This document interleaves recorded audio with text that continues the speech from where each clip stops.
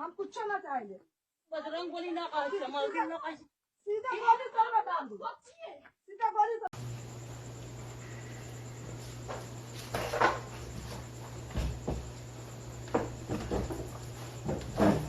Ready? Shalom. Shalom. First and foremost, I think of all praises to YAHAWAH, Ba'ashem Yahushai, Ba'ashem Akakodash. Now, I see the apostles and others of great millstone.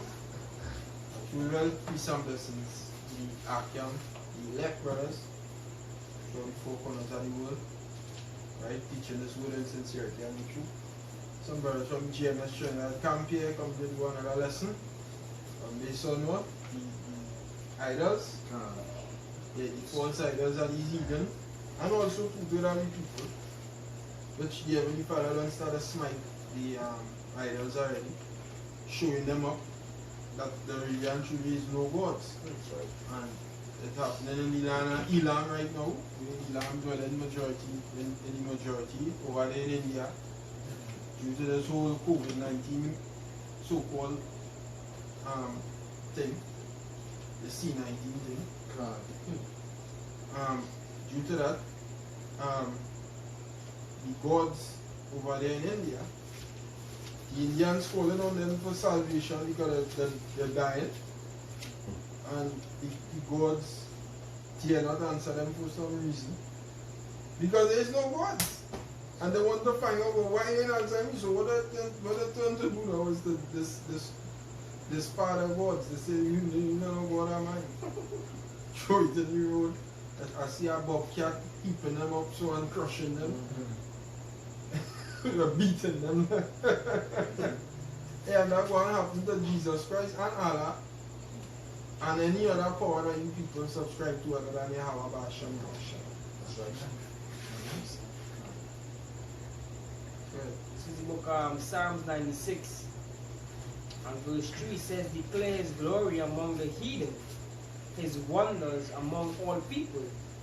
For YAHAWAH Shem Yahushua is great and greatly to be praised.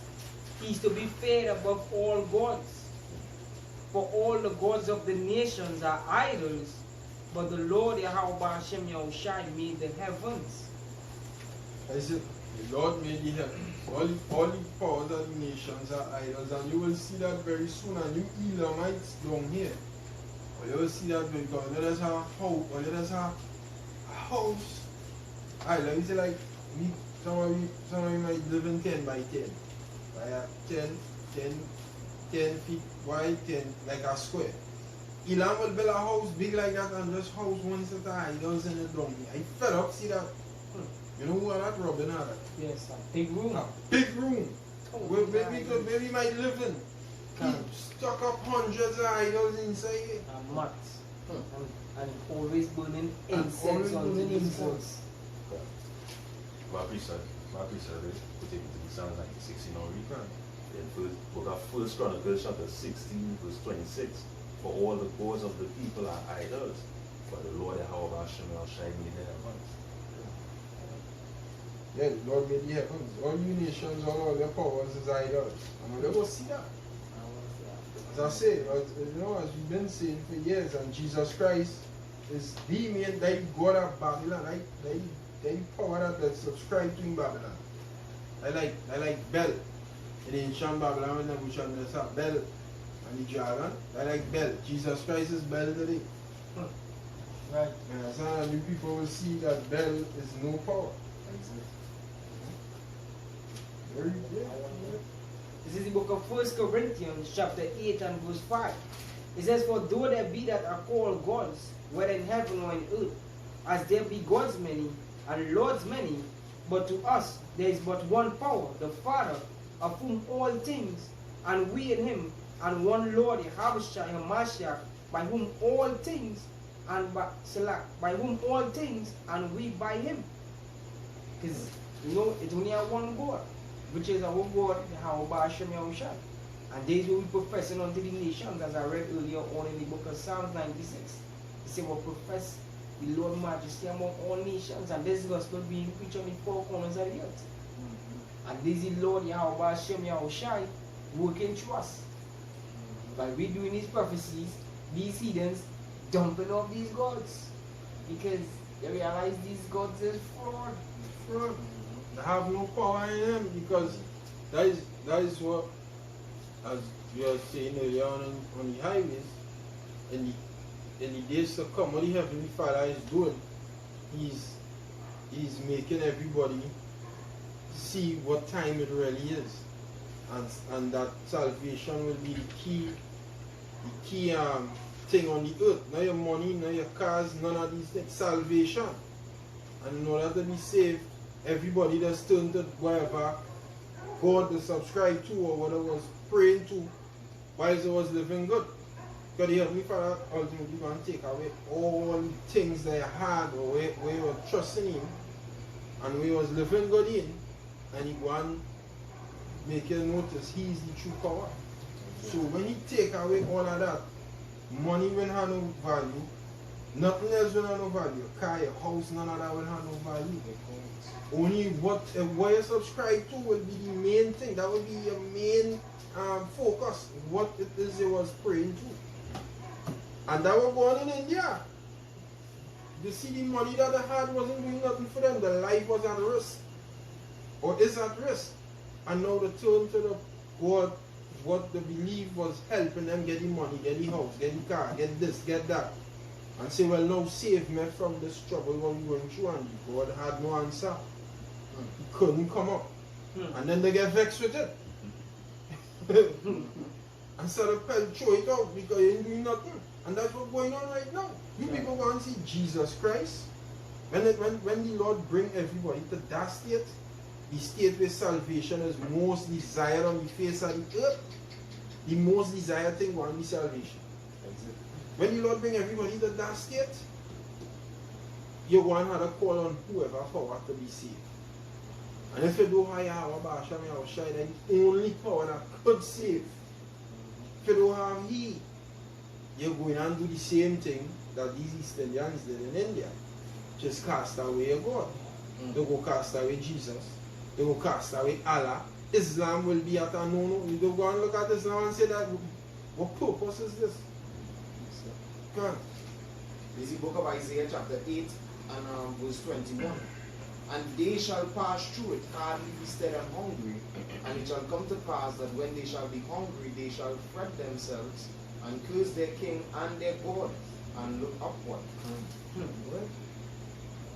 So as you say, when it is trouble comes and they cry out to that God that they so revered when they had things going well for them in this world, and God didn't help them, they go in and curse it out.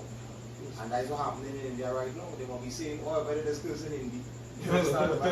While they're breaking up the idols, you know, they're swearing over videos.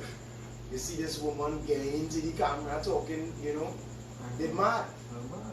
You understand? They're angry, and it's due to this stupidity, because being with all the laws of YAHAWAH Hashem Yahushua, you're foolish. That's why He said, this shall be your wisdom. Keep therefore and do them, for this is your wisdom in the sight of the nations. The nations didn't have that wisdom, so what they did? They created idol gods. They built up wood and stone, basically. And now they're learning. They're seeing through the signs, through the things that the Most High doing on the earth. They're seeing that these gods is nothing. But what Jacob studied to do, the wicked of them, they're studying to continue to believe in this fallen place. There's the book of Micah. Micah chapter 5 and verse 13. It says, thy graven images also will I cut off, and thy standing images out of the midst of thee. So the Most High prophesied to get rid of these idols, to break them down. Because Scripture says He's the former of all things. Did He tell Pharaoh, for this purpose I have raised thee up? The Most High allowed these heathens to create all these idols so that He could show you power. Right. That's like he made these ancient men create Bel, you know, and revere the dragon so that Daniel could come and show who the real power is. That's what the Most High doing today. And as I mentioned, there's a time coming where you're going to need saving, and the only one going to be able to save is YAHAWAH. That's what he said in Isaiah 63, verse 1. It is I mighty to save. These other gods can't save. Finishing off verse 13. Thy graven images also will I cut off, and thy standing images out of the midst of thee, and thou shalt no more worship the works of thine hands. So this here right now in this captivity, in this world system, is where the last place idols going to be created. He will not cut them off utterly. The Lord alone shall be praised in that day. And we thank the Most High to see the beginning of that. That's what happening. They're being removed.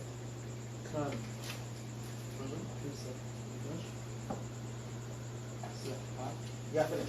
This is book Baruch chapter 6 and verse 70. It says, for as a scarecrow in a garden of cucumbers keepeth nothing, so are their gods of wood and laid over with silver and gold. You like again, Salah? Yeah, it says, Baruch chapter 6 verse 70, it says, for as a scarecrow in a garden of cucumbers keepeth nothing, so are their gods of wood and laid over with silver and gold.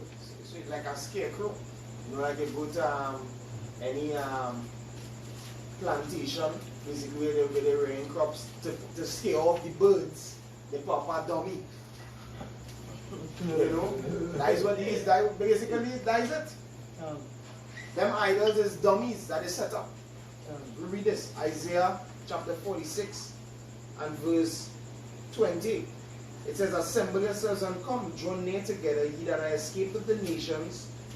They have no knowledge that set up the wood of their graven image and pray unto a God that cannot save. No knowledge.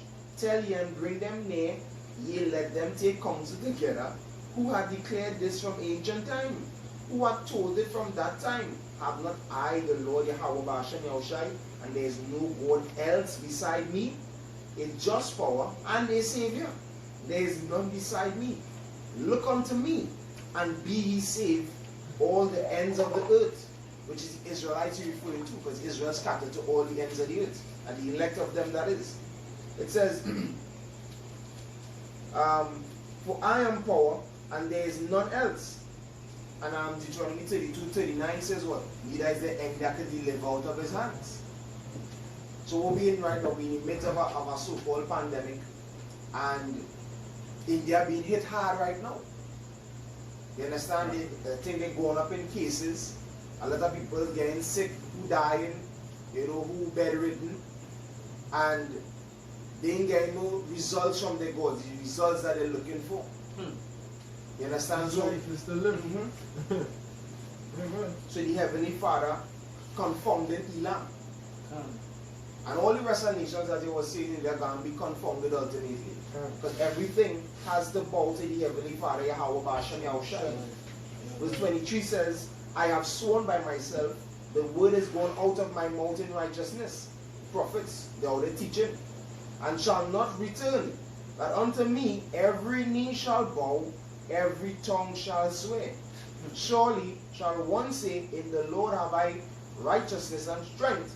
Even to him shall men come, and all that are incensed against him shall be ashamed. In the Lord YAHAWAH shall all the seed of Israel be justified, and shall glory. Bel bowed down, Nebo stoopeth, the idols were upon the beasts and upon the cattle, your carriages were heavy laden, they are a burden to the weary beasts. They stoop, they bow down together, they could not deliver the burden, but themselves are born into captivity. And that is what ultimately going to happen to Elam. Elam going into captivity. All these nations that had their false gods, they're going into captivity. Alright? Because the nation of Israel is who the Most High going and exalt above the rest of the nations, because they serve the true and living power.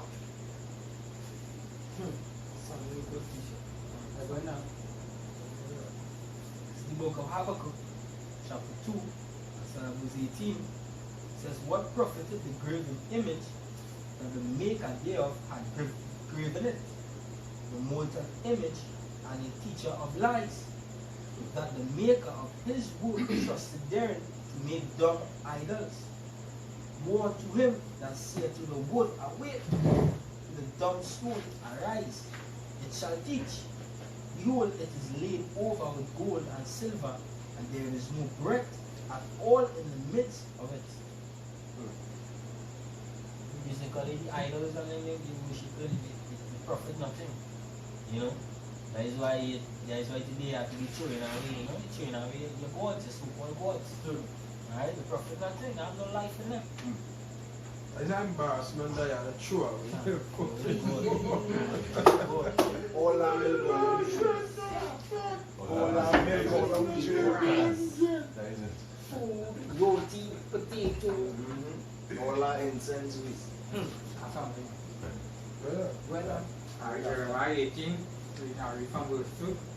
Arise and go down to the potter's house, and there I will cause thee to hear my words. Then I went down to the potter's house, and behold, he wrought a work on the wheel. And the vessel that he made of clay was marred in the hand of the potter. So he made it another vessel. As seemed good to the potter to make it. And the word of the Lord came unto me, saying, O house of Israel, cannot I do with you as this potter, said YAHAWAH. Behold, as the clay is in the potter's hand, so are ye in my hand, O house of Israel. Alright, that is it. The Heavenly Father, as scripture saying in Jeremiah 51, he is the former of all things. The portion of Jacob is not like them. He created everything. He's the true potter. Correct. Through him, everything exists. These other gods didn't create shit. They were created. That's why you say they worship the creature more than the creator. You understand? And if I might say, because it mentioned what the potter's house. That is why TV Jake's name is his church. The potter's house. That is not the potter's house. Alright? The Most High YAHAWAH, you can't build no house, you can't build no box to pay me. He said, do it not I fill heaven and earth? You build a stadium-sized church thinking that is the Most High will and fit you. Calling that the potter's house. That is blasphemy. That is Jesus' house. And Jesus' house is soon going to be destroyed. All them harlot house and them, these churches, these Christian churches, they're going to be destroyed. This is actually quick question. This is the book of Psalms 136 and verse 2. It says, "Oh, give thanks unto the power of heaven. Selah.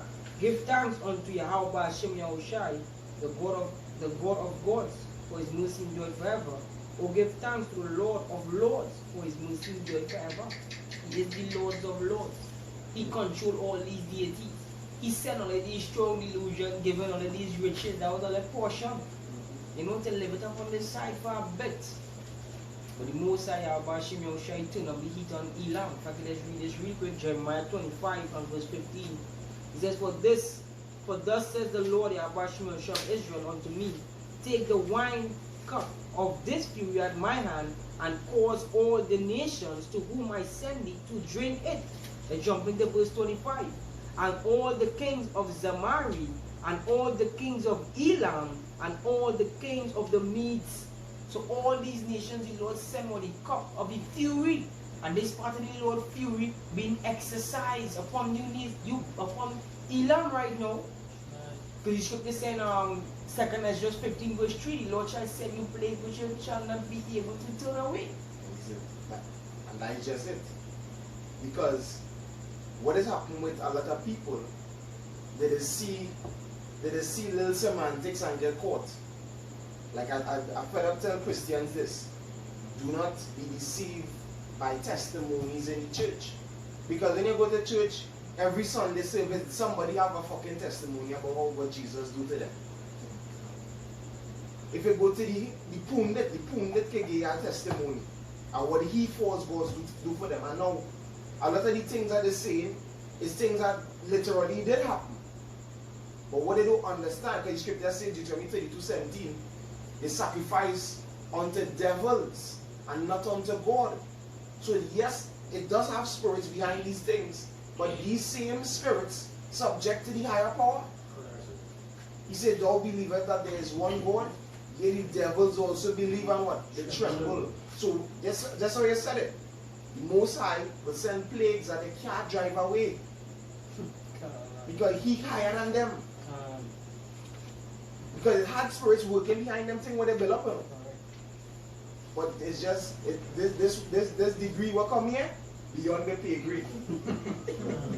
The harder part of don't even move a muscle. Confounded. It's time to confound these and these demons would have to say, yes Lord. It makes you look very foolish as a person who was serving these things. You want to hear anything? God. Yeah. Book of Isaiah chapter 2 and start at verse 17. And the loftiness of man shall be bowed down, and the haughtiness of man shall be made low, and the Lord YAHAWAH alone shall be exalted in that day. Verse 18. And the idols he shall utterly abolish. Utterly done away. Jumping on to verse 20. In that day a man shall cast his idols of silver and his idols of gold, which they made each one for himself to worship, to the moles and to the bats. He tell you what they're going to do before they do it. That's why our main focus is what? Prophecy. Because that's how you show you are God. That way it shows that we may know yet that you are gods. Do good or do evil. Tell us what is to come. That is in Isaiah. Ask me if he was to come concerning my sons.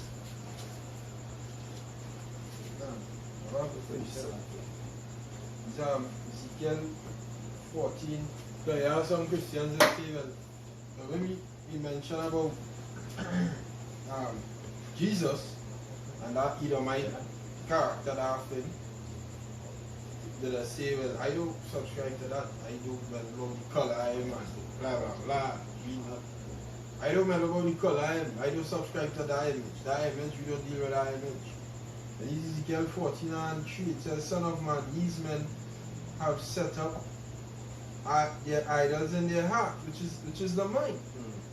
So even if you subscribe to that image, in some way or the other, in your mind, you believe in that because you're calling on that name. It says, and put the stumbling block of their iniquity before their face, should I be inquired of that all by them. Because Jesus Christ is our idol. When I believe in that, in Serapis Christus or Cedric Moshe, that image, that name by itself is the idol that you people pray to.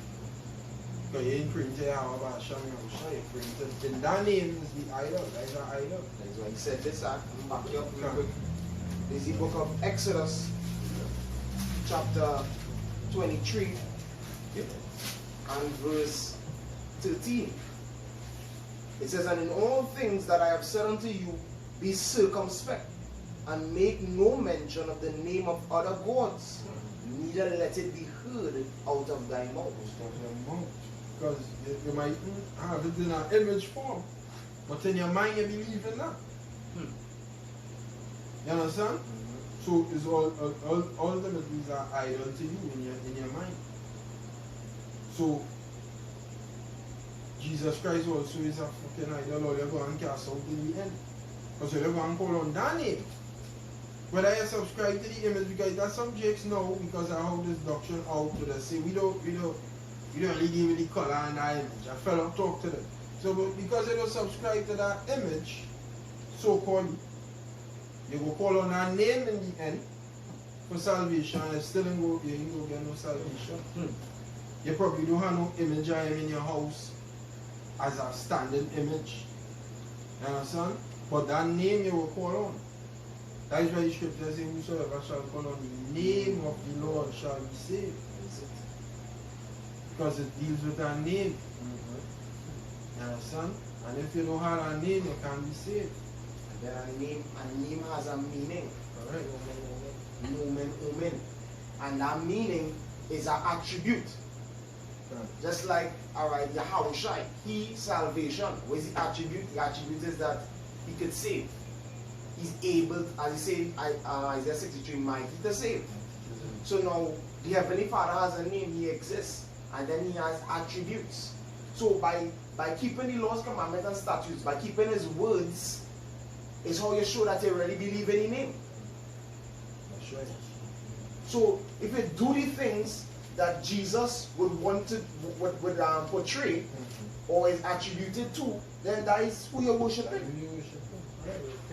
So when it is that teaches prosperity doctrine, that is why in almost every religion, like Hindus, I believe the Hindus also believe in Jesus. Yeah, amongst the gods, that is one. There are some pictures. That is one too. Because they are about prosperity. And that is what Jesus is about. So they have to have him there too. Then going back into ancient or Egyptian time, the Greco-Egyptian God told me the first created Serapis Christus, he was a god of prosperity too. So the gods, it come into this time again. And it coming for the judgment. Like I said, it's judgment time, there's the end time. And the scripture says, let judgment rain down.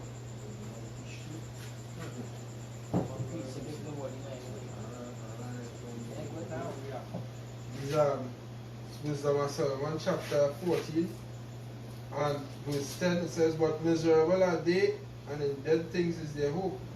Who call them gods, which are the works of men's hands, gold and silver, to show art in, and resemblances of beasts, or a stone good for nothing, the work of an ancient hand. Now a carpenter that felleth timber, after he had sawn down a tree meet for the purpose, and taken off all the bark skillfully round about, like he skinned you, you do that in forestry, and had wrought it handsomely, and made a vessel there fit for the service of man's life. Right? Make something that somebody could use something from that piece of wood, right? And after spending the refuse of his work to dress his meat and fill himself, they get paid for the way he do. After he sell the thing, you see, and taking the very refuse of among those things which serve to no use, being a crooked piece of wood, yeah, the remainders of the piece of wood we had, and full of nuts, had carved it diligently when he had nothing else to do. And formed it by the skill of his understanding, and fashioned it to the image of a man, or made it like some vile beast, laying it over with vermilion, and with paint coloring it red, and covering every spot therein. And when he had made a convenient room for it, set it in a wall, and made it fast with iron, for he provided for it that it might not fall, knowing. So who's ready to go there? Don't tell me go until and bow to that. We can't bow down. He gave beauty, he gave protection. That's not what God does do. He created, and then that's insanity. Mad thing. Mad. Say that word. Therefore he provided for it that it might not fall, knowing that it was unable to help itself. He know that. That's why he's standing here in the door, this thing can help himself. So how we go help you? Come on. From it is hard. Like the same thing they did with the Christmas tree in Jeremiah 10. They fasten it with nails and bow down to it after. Put the lights on it. And then put the gifts under it. And then go in for it. Wait. Then put the gifts in and go in for it. Thanks.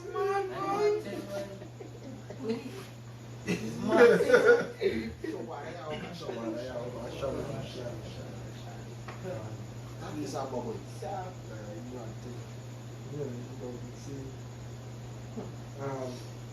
knowing that it was unable to help itself, for it is an image, and had need of help.